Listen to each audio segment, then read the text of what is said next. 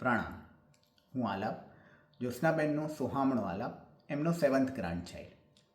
જ્યોત્સનાબેન જોડે મેં ખૂબ જ સમય વિતાવ્યો, જીવનથી લઈને સાયુજ્ય સુધીનો. જ્યારે હું પ્રાઇમરી સ્કૂલમાં હતો ત્યાંથી લઈને મેં કોલેજ પાસ કરી અને હું ફર્સ્ટ જોબ વડોદરા ગયો ત્યાં સુધી અમે ખૂબ જ સાથે સરસ સમય વિતાવ્યો.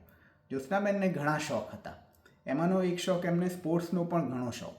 હું ને પપ્પા જ્યારે મેચ જોવા બેસીએ ત્યારે એ અચૂક પૂછે, મેચનો શું સ્કોર થયો છે, મેચમાં શું સ્થિતિ છે, મતલબ કોણ જીતશે, કોણ સારું રમે છે. એટલે અમે હંમેશા અમારી જોડે ઇન્વોલ્વ રહેતા જ્યારે પણ અમે મેચ જોવા બેસીએ ત્યારે. પછી અમે સ્કૂલ અને કોલેજમાં હતા ત્યારે અમે રોજ સાંજે ક્રિકેટ રમવા જતા. તું એમને કહીને જઉં કે હું મારું ક્રિકેટ ગ્રાઉન્ડમાં હું રમવા જાઉં છું. એ સમયે એમને બહાર હિંચકા પર બેસીને એ અમારી મેચ જોવે અને એ એમને ખૂબ જ લાઇવલી લાગે. અને અમુક વાર બોલ આવે ત્યારે એમની જો નજીક પડ્યો હોય તો એ અમને આપવાનો પણ ટ્રાય કરે અને તમને એમના હાવભાવથી લાગે કે એ ખૂબ જ મજા કરે છે અને શી ઇઝ એન્જોઈંગ. એટલે એમનો એ ખૂબ જ લાઇવલી ટાઈમ હતો એ ટાઈમ દરમિયાન. પછી જ્યારે અમુક વાર હું રમવા ના જાઉં ત્યારે મને અચૂક પૂછે કેમ આજે રમવા નથી જવાનું, કેમ કે હું તો બહાર બેસવાની જ છું. એટલે એ રીતે અમે ખૂબ જ રમૂજી રીતે વાતચીત કરતા અને ખૂબ જ મજા કરતા.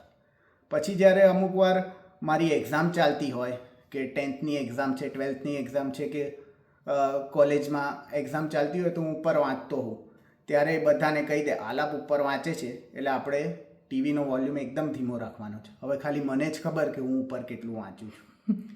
પછી જ્યારે હું નીચે આવું 1-2 કલાક વાંચીને ત્યારે તરત જ મને રિમોટ આપી દે કે તું અહીંયા 15-20 મિનિટ માટે ફ્રેશ થવા આવ્યો છે તો તારે જે જોવું હોય જોઈ લે. તો એનાથી એમનો થોટફુલ અને કેરિંગ નેચરનો આપણને પરિચય થાય છે. અને પછી એક્ઝામ પતે એટલે જ્યારે બંને માણસોને આઈસ્ક્રીમ અને ચોકલેટ ખાવાનો શોખ હોય એટલે પાર્ટી તો પછી જ્યોત્સનાબેન તરફથી જ હોય. એટલે એમના જન્મ શતાબ્દી વર્ષ નિમિત્તે આવા ખૂબ જ સરસ પ્રસંગોનો વાગોળીને એમનો હું સોહામણો આલાપ એમને ખૂબ જ યાદ કરે છે. પ્રણામ.